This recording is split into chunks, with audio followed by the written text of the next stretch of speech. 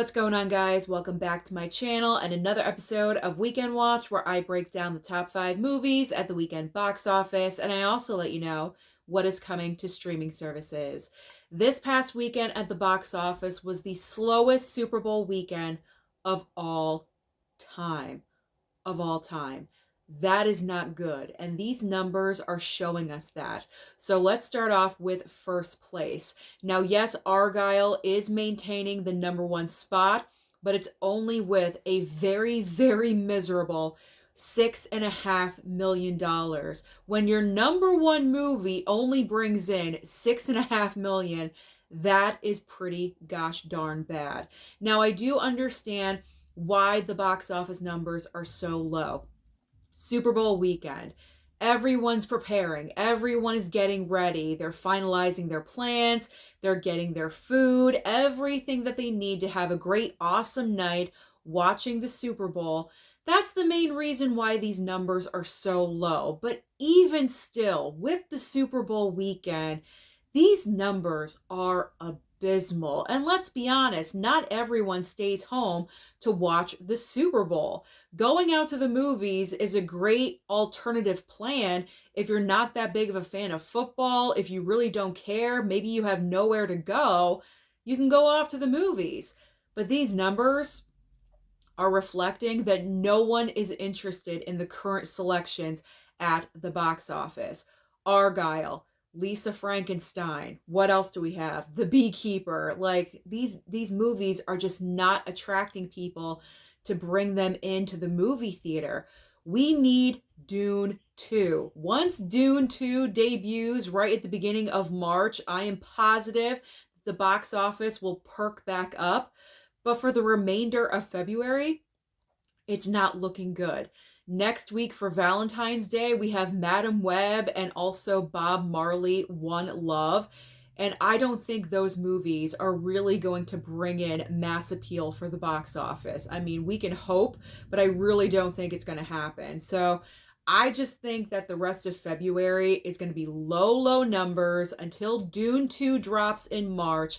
Hopefully, that is when the box office surge will occur. But movies right now, people just are not interested in these types of films. So Argylle does maintain at number one with that little $6.5 million in second and third place. Second place in its debut weekend is Lisa Frankenstein with 3.8 million. Apparently, I was completely wrong about this movie. Last week, I mentioned the possibility of Lisa Frankenstein having a wide appeal to teenagers. That's who it's targeted towards, and they didn't want to go. Maybe they thought the movie looked a little bit too weird and they made other plans. They didn't want to go and see it. So, not really sure what happened with Lisa Frankenstein, but I am still going to go and check out this film. I am interested. In third place is The Beekeeper with 3.4 million. In fourth and fifth place, both of these films made 3.1 something million dollars, so they're kind of tied. Fourth place is The Chosen Season 4, and in fifth place is Wonka. Wonka is still hanging in at the top 5 with 3.1 something million dollars as well.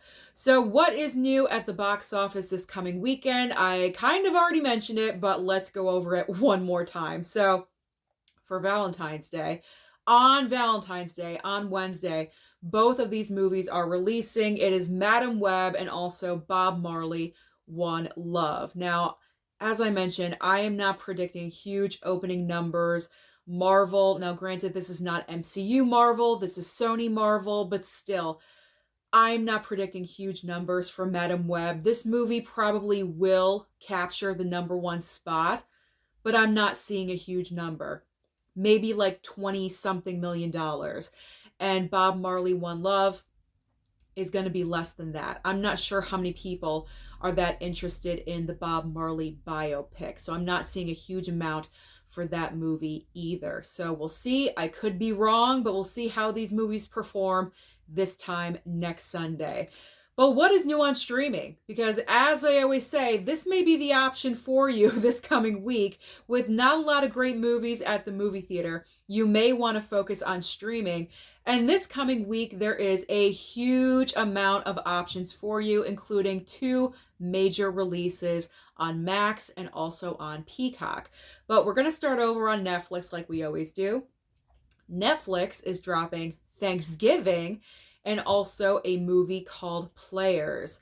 Max is debuting The Color Purple. This was announced just a couple of days ago. So if you're interested in this film, if you did not catch it at the movie theater, which I don't think you did, because The Color Purple had a great opening day and it just massively dropped off and fell out of the top 5 extremely quickly. So if you were waiting for streaming, then I believe February 16th, next Friday, or this coming Friday, is the day. So Max is debuting The Color Purple February 16th.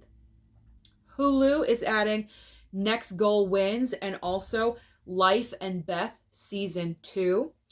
Amazon Prime is adding Bottoms. I'm interested in checking out Bottoms because I heard a lot of reviews and feedback about Bottoms, so I'm curious about that movie. So I'm going to try to fit it into my schedule.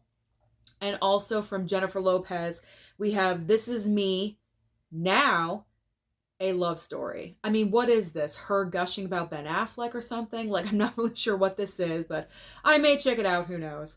All right, so here is my recommendation for the week. I'm now doing a recommendation for the week when it comes to streaming. Hopefully you like this. So my recommendation for the week over on Peacock, it is Oppenheimer. Oppenheimer was my second favorite movie from last year. It's a major contender at this year's Academy Awards. I am rooting and pulling for everything Oppenheimer for Christopher Nolan. Shocking, I know, but I am. I feel like this is his awards movie and he deserves to be recognized. He won I think the Directors Guild last night.